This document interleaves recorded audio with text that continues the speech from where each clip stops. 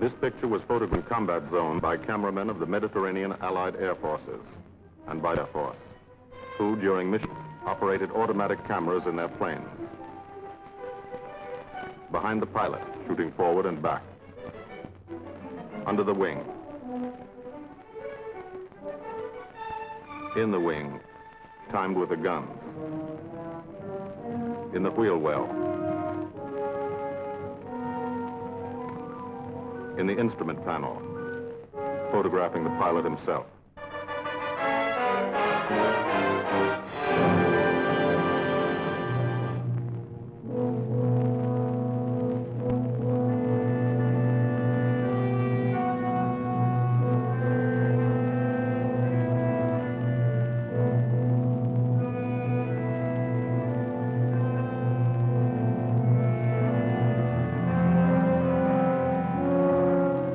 To the Italian man in the street, or what's left of the street, this is the fulfillment of a promise.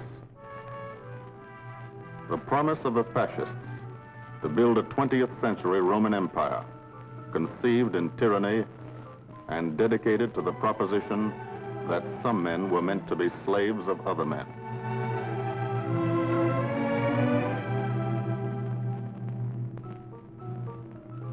Special victims were the children. They saw things not meant for children's eyes.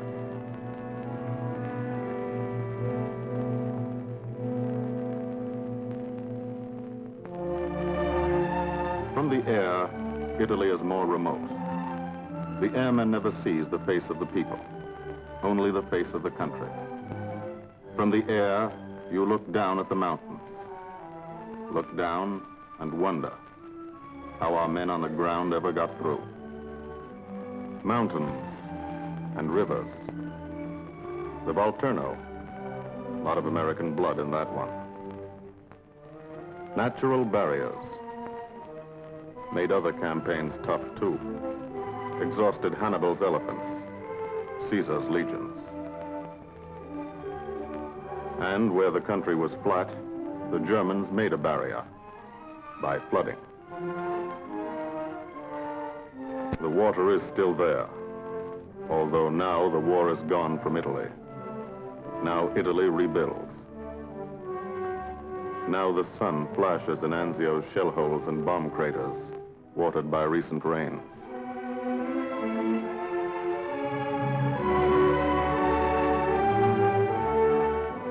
The green grass grows in the tank traps, where the armor fought it out. It's all ancient history now, over a year old. Only geometric patterns in Anzio's neat cemeteries, American and British, remind you shortly, like box scores. For the airmen, the ground war is remote. The only war you really understand is the air war.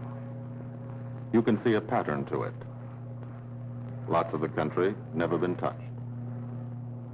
Little towns that walk the ridges, like tightrope artists to keep from falling off. This one didn't matter. When something did matter, that was another story. This is how we changed the face of Italy, from the air.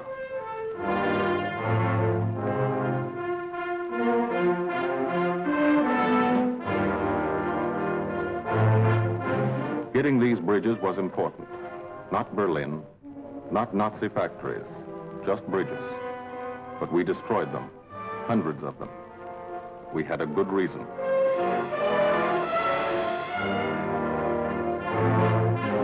They boasted Italian trains ran on time. Not these. This is what we did to the face of Italy. There's a story behind why we did it and how we did it. The story starts on an island, 60 miles off Italy's coast, the island of Corsica.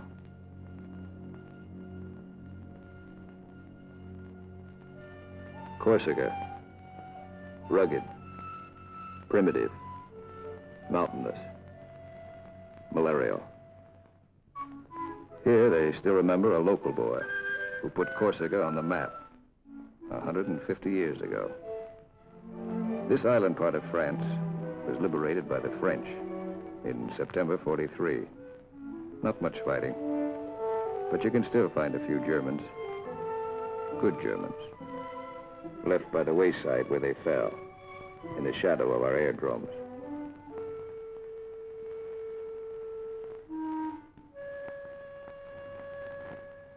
Alto Air Base. Sunday morning.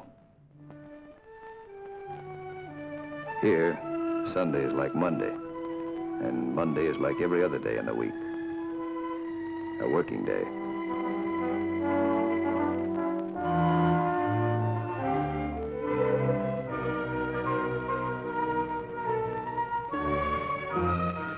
The engines wake you at dawn. In your sack, you can hear the crew chiefs pre-flighting your planes, getting them ready for the day's missions. This is how you live when you're an airplane driver, fighting an air war, 20 minutes from the Germans in Italy.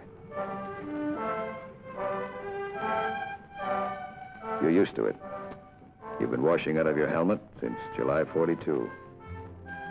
From the Holy Land to Africa, across the desert, Egypt and El Alamein, to Libya and Tunisia.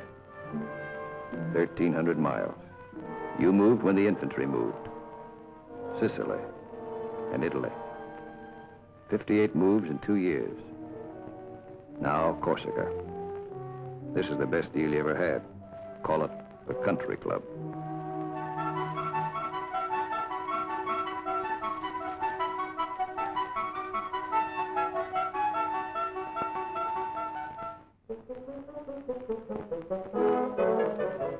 When you talk about air power, this is what you mean. You mean Spanky Manda. Major Francis S. Manda of Metmore, New Mexico. Squadron operations officer. Not a desk job. Got over 170 missions, working for 200. He's 22. You mean Captain Howard Hickok of Ames, Iowa. He's a flight leader. Just had 30 days in the States. Time to get married and come back. He's 23. Or, in his Italian general's trailer, Gil Wyman, Louisville, Kentucky. Hardly looks old enough to vote, but he's boss of a squadron. He signs his letters, Gilbert O. Wyman, Lieutenant Colonel, Air Corps, commanding. The old man. He's 24.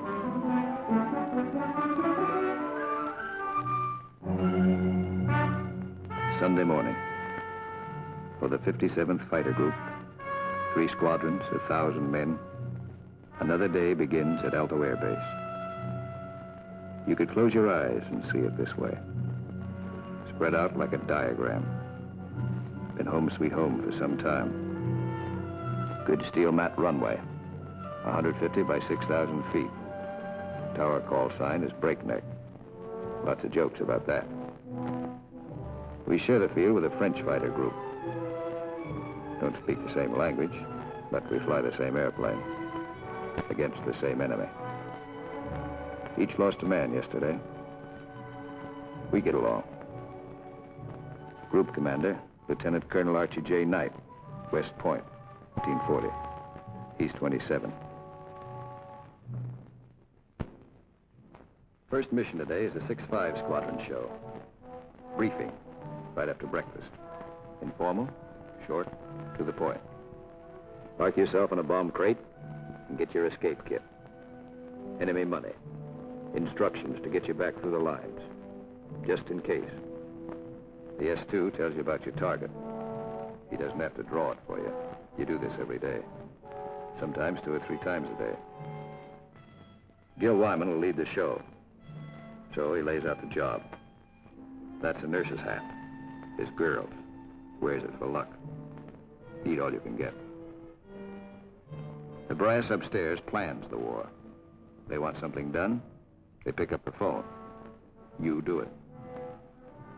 Don't always know why they send you out on a mission. Don't always care. But you know there's a reason. A good one. Today, the missions are going out because in Italy, our armies have been stopped, cold, at the Gustav line, across the narrowest and most mountainous part of the peninsula. U.S. Fifth Army, British Eighth Army, stopped for 5 months. At Anzio, 100,000 men sweating it out. We couldn't move. Stalemate. March 15th, we bombed Cassino, our immediate objective. Good job of bombing. Didn't work. Our infantry didn't advance. It was the wrong use of air power. Wrong because we were not taking advantage of the airplane's greatest asset, its ability to get behind the enemy. That's what the air planners wanted to do, get behind him. Lieutenant General Ira C. Aker, commanding all the air in the Mediterranean, British, French, and American. Major General John K. Cannon, Uncle Joe, commanding the 12th Air Force. And Brigadier General Gordon P. Seville, 12th Tactical Air Command, the brass upstairs who run the air war. They said, let's not hit him here. Let's hit him here. Let's isolate the battlefield. Let's weaken the entire German front by depriving it of supplies, fuel, food, ammunition, reinforcements. They call the plan Operation Strangle. This is what we want to do with airplanes. How? A lot of railroads in Italy. This is the enemy. Keep the trains from getting through. A lot of rivers in Italy, and over 700 major bridges. We figured if a train came to one, and it wasn't there, it'd be kind of tough to get across. Medium bombers got many of the important ones, but bridges are long, narrow targets, difficult to hit and destroy. Took a lot of trips, bombs, planes, men. We started to use a special weapon. A fighter bomber, the P-47 Thunderbolt. One engine, one man, one bomb on each wing, extra fuel tanks for range. 6-5's crew chiefs taxi from the dispersal points to the end of the runway. Line up the squadron.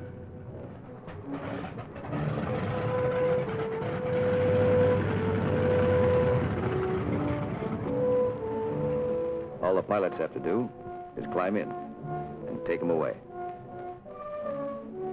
If you're a crew chief, you've got your own P-47. Sometimes you think of it as your personal airplane. The pilot's a fellow you lend it to every day. You let him fly around in it, and you expect him to bring it back in good condition. No bullet holes or flak holes. After you've been lending your airplane to one pilot for a long time, you get attached to him, too.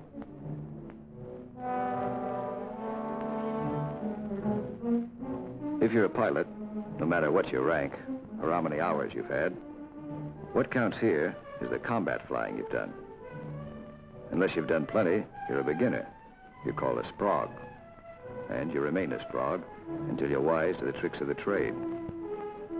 After you've put a few missions behind you, you become a sport. Then, with plenty of action, 50 or 60 missions, if you're still around, you're promoted. You become an old sport, a veteran. The big shots, like Gil Wyman, are called wheels. No one knows exactly why. This fella's a wheel, too. Says so in his plane. Major Richard O. Hunziger of Tucson, Arizona. Got 179 missions. Your crew chief can't go along, so you always like to tell him what you're going to do. Got a triple threat mission today. Each section's going after a bridge. I'll come in on a course of about 40 degrees. Same old thing. Go out there and dodge around in the ack-ack. Dive bomb out of a left-hand turnabout, and carry the bombs right on down. We're flying top cover on the other two sections while they bomb, and then we go in ourselves. Weather's supposed to be cavoo, so Maybe we'll have a good show.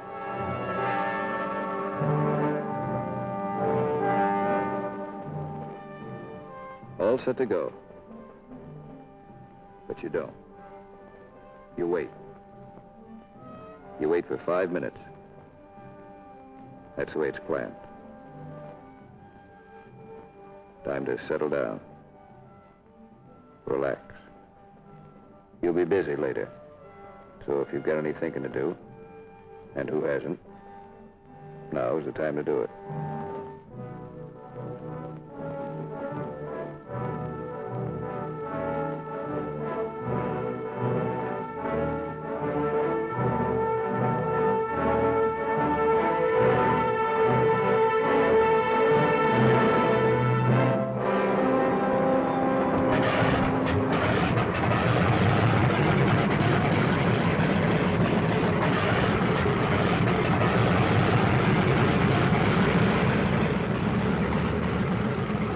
Here, hold this till I get back.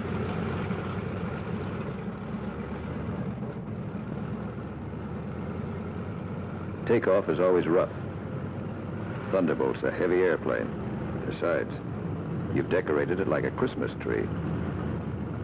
Belly tank, rockets, guns, 500-pound bombs, cameras. Breakneck, Cola Leader here. We clear to take the runway for a takeoff, over. Roger, Cola Leader from Breakneck. You're clear number 1 to take off. Roger, Breakneck. Thank you. The mile of steel runway will shrink to nothing under you. Halfway down to the tower, you'll be committed. That means you can't slam on the brakes and stop. Once you're committed, you usually go up. First pair, Wyman and Gustafson.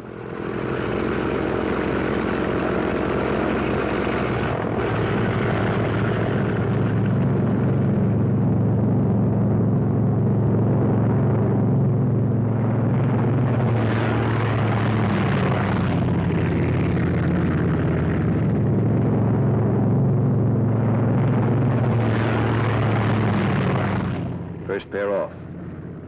Second pair taxis out. Goss and Burgess.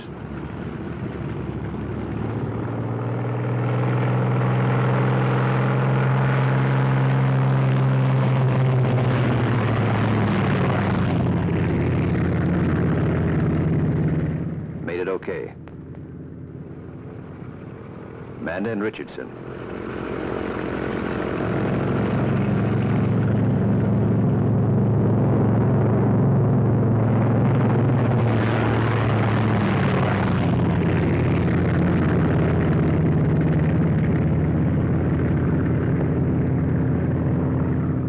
Smith and Atwood. Come on, get her up.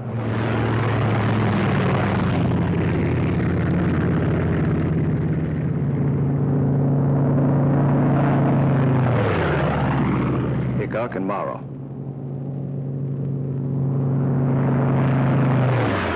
Last pair, Welby's and Hunziker.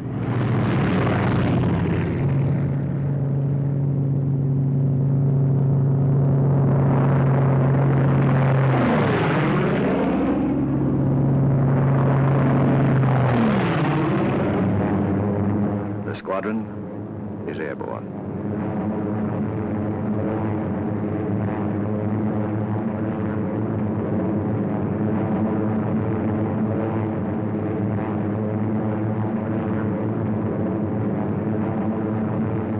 Over Corsica, then out to sea, on the deck.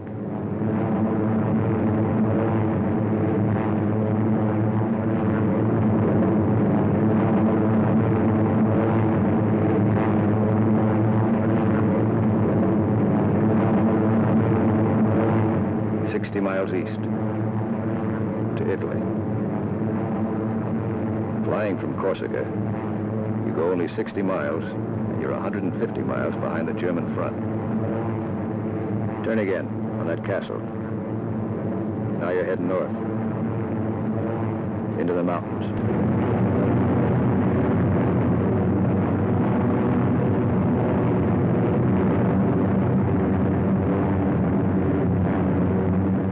section, red section, black section.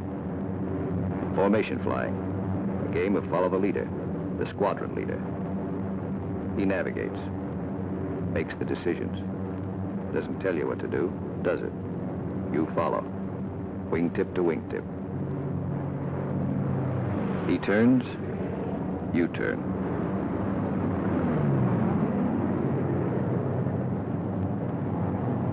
He climbs, you climb.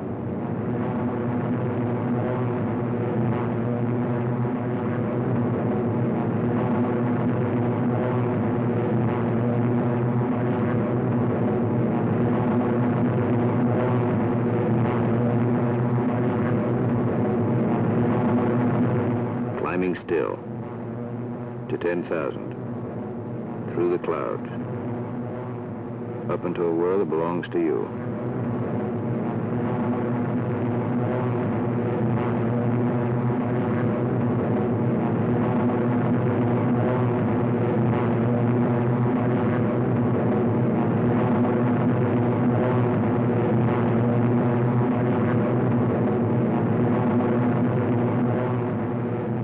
Getting close. Start looking for the target. Stuck down there in one of those ravines. All look alike. Wingman, he's back. Keep the formation spread out.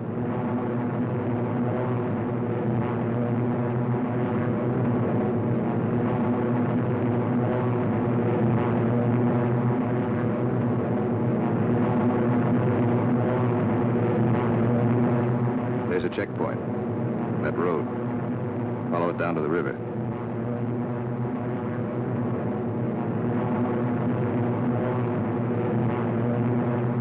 Your first bridge should be down there, somewhere.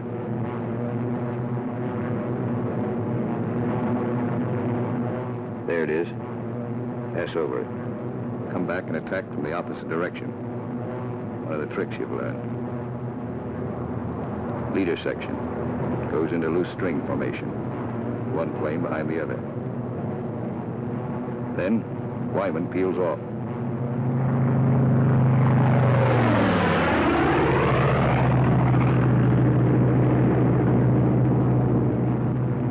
The rest of the section follows. At 2-second intervals.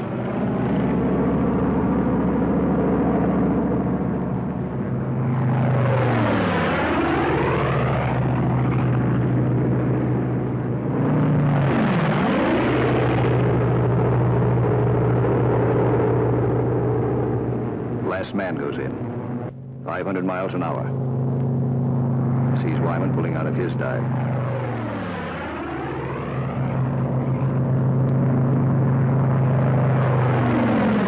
No bomb sight in the P-47. Pilot does his own aiming.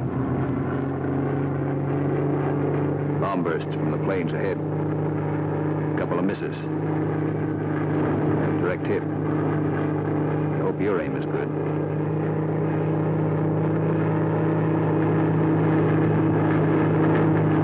Your bombs.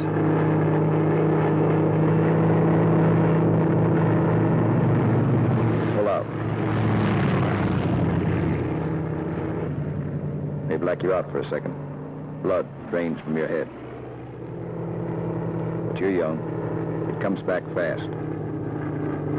You're all right now. Leader section reforms. Top cover. Watch his red section bomb. A miss.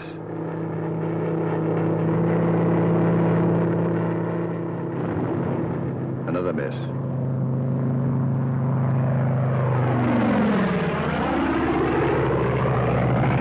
A hit. Black section goes down.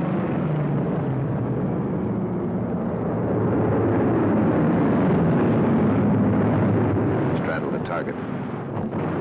Concussion should do the trick.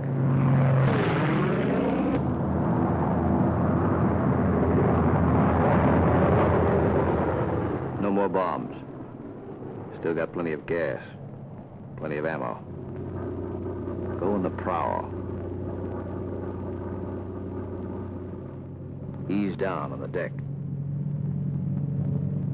See what you can find.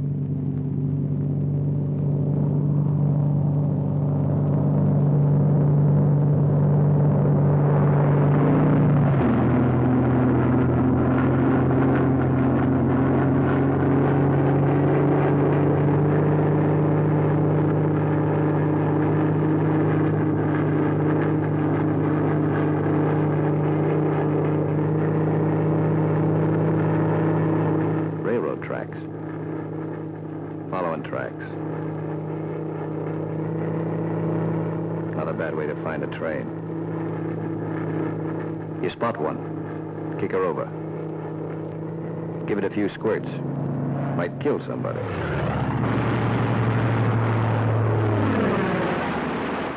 Bust the locomotive first.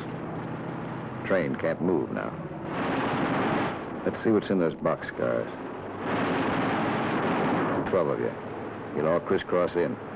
Everybody takes a few passes.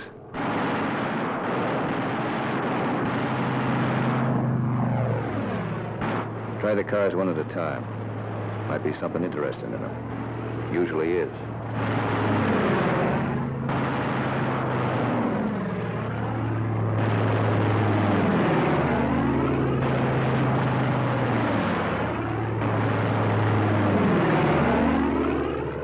Got it burning nicely now. Take another pass. For luck.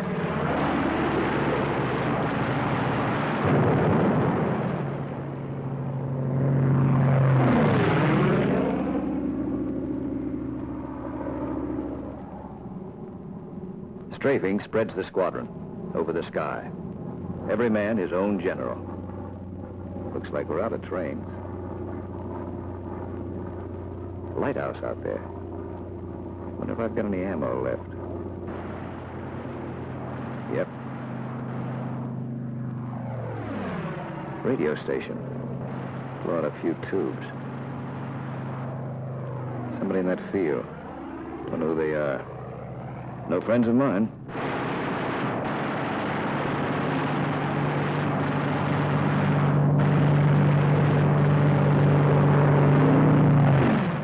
Vehicles parked in that farmyard. More in back. Must be a headquarters. Houses around here look kind of suspicious. Might be something in them. Nothing in that one. Nothing in that one.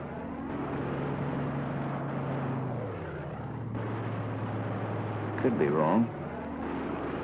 Nothing in that one. What do you know?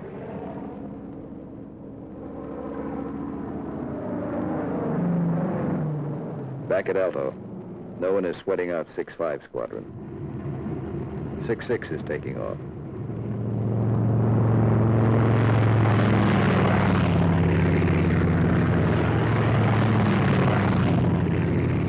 No one will sweat them out either.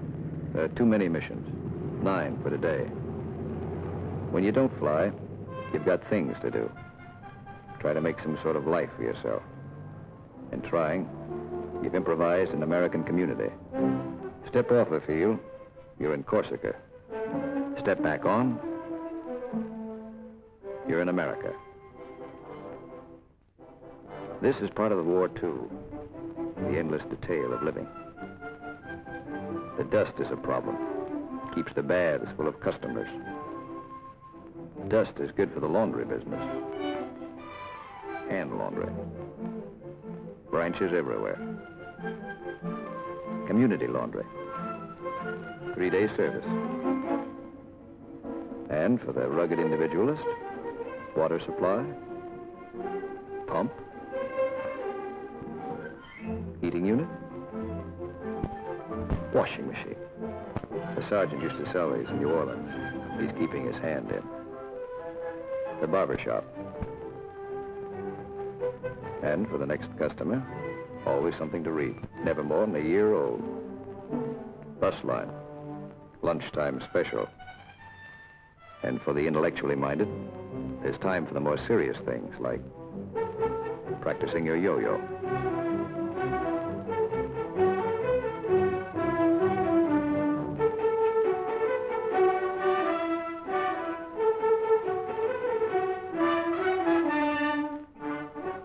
If there's anything you want, don't ask for it. Build it.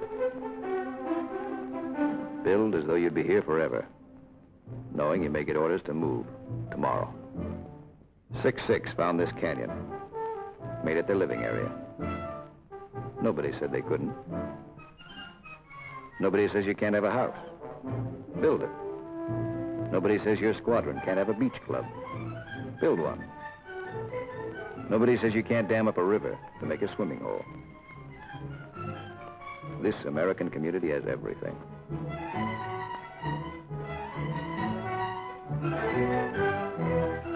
When you come off your shift and somebody else is carrying the ball, you try to relax, enjoy yourself. In danger a couple hours a day, the rest of the time, you're out of it. Beach club's a busy place. So is the Mediterranean. Mussolini once called it Mare Nostrum, our sea. But that was yesterday.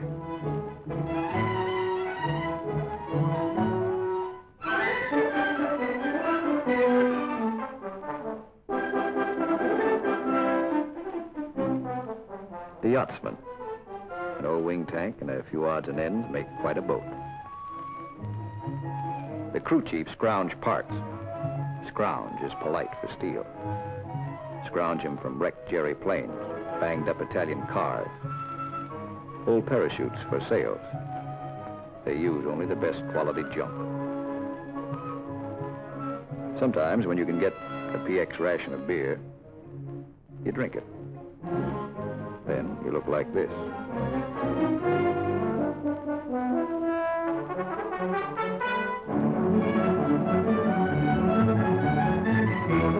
Alto's the best deal you ever had. The country club. Lot of laughs, lot of sun. Your American community has everything. Except the things you really want. There are times you'd rather be flying than waiting around, killing time. Because when you're flying, you don't have that feeling of the days and weeks and months slipping by. Slipping by and leaving you standing still. These are your years. Years to get started. Find yourself. Your job, profession. Get married. Kids. Home of your own. These are the years that count. So, you have your pets. To give and receive affection. In return for affection, sea rations, bug powder. As always in affairs of the heart, some have peculiar tastes.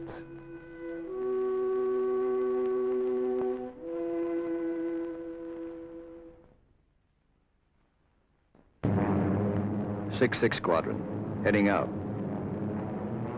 6-5 Squadron, heading home.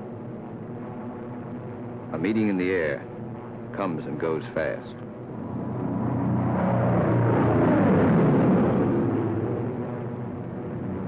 Six-5, leader section. One plane light. When you reformed after strafing, you noticed it. Nobody saw it happen. Maybe spun in, maybe bailed out. You'll think about it later. Now you're waiting for that first sight of home. That's Sarago Air Base. That's Bavenko. You're on your own street. Alto's first turn to the left, 3 fields down. Keep the formation tight. When you fly over those other outfits, you want to look good. Show them how it's done.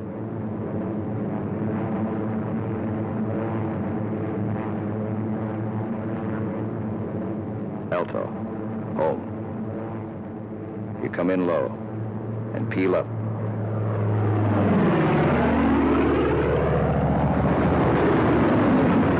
You peel up to reduce speed. Space the planes 20 seconds apart for landing.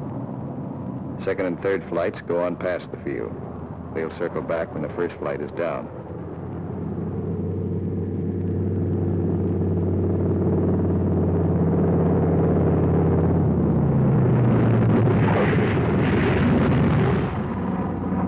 gear.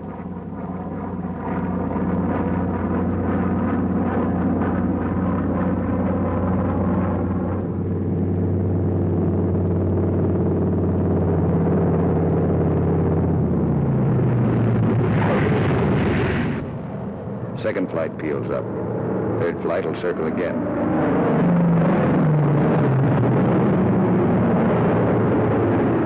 This is all the flying the ground crews see.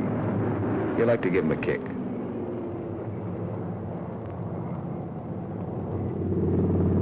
Sometimes you're tired. Land them rough.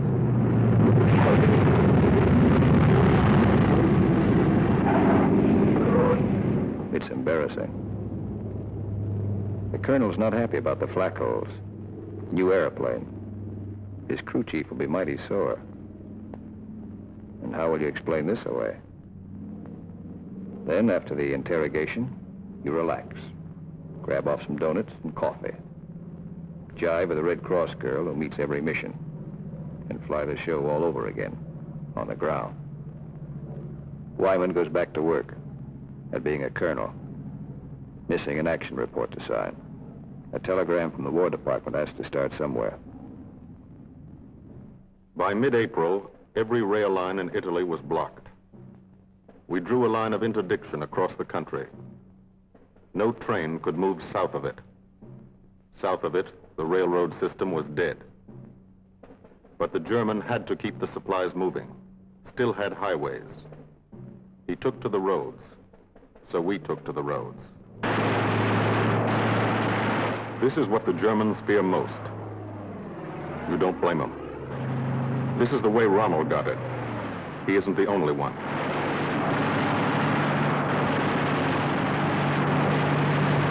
When you clobber a highway, you burn plenty of ammo. Cyclic rate of fire, 800 rounds a minute. You've got 8 guns, 106 bullets a second.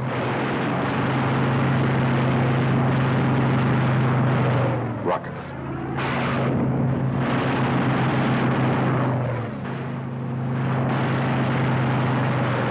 Those aren't just trucks and Germans. You're stopping ammunition before it's fired on the Fifth Army front. And you're doing it 200 miles behind that front.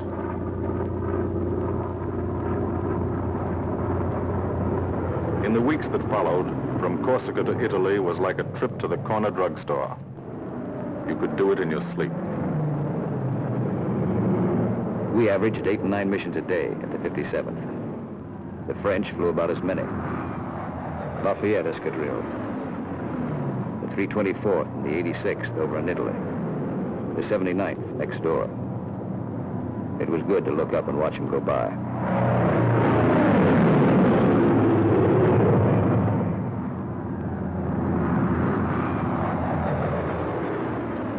But there were other things. There were those pillars of smoke. Never knew when you'd see one. That's a wreck. A P-47's cooking, and there's a man in it. When they hit like this, there's nothing to do. Let them burn. And stay clear of the exploding ammo. Keep on landing. You have to. No place to park up there. Why did it happen?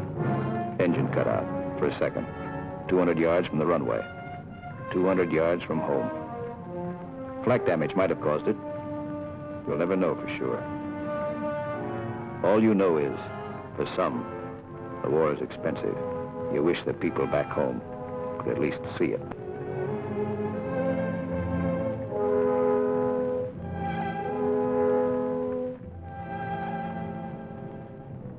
We kept up the pressure.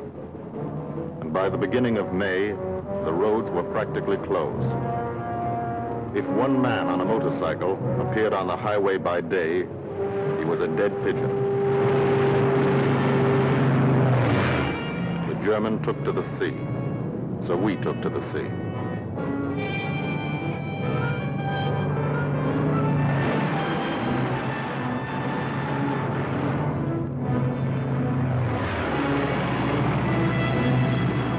Barges along the inland waterways. They carry supplies too.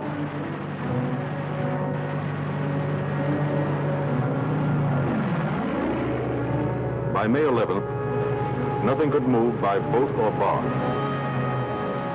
By May 11th, 2 months after we started, the Strangle was on. The Germans had barely enough supplies for 2 weeks. That's when our ground forces attacked. Allied troops took Cassino. We linked up with a beachhead at Anzio. And in 3 weeks, we're in Rome.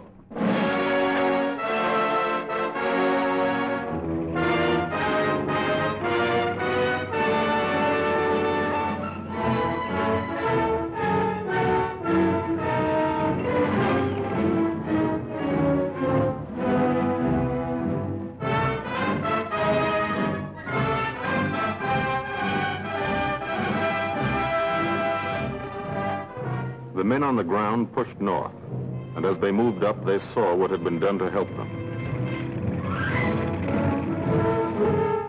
10,000 enemy vehicles, destroyed or damaged.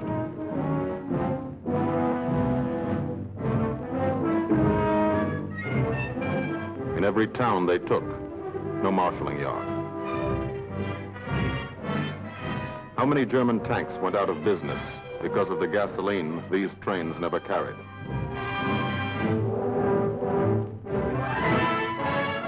They advanced, and they saw the bridges.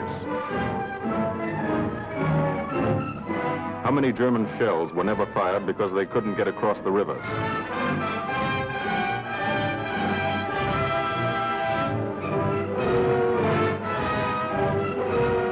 The ground forces exploited their breakthrough. In plain language, they shot and killed Germans. And they ate up the country. Almost 250 miles in one non-stop offensive. The ground forces won a battle, but they still had a war to fight, and you were still flying missions. Up from first light to last light. Only the coming of darkness would stop you. Only the coming of darkness would bring the last missions home to Alto.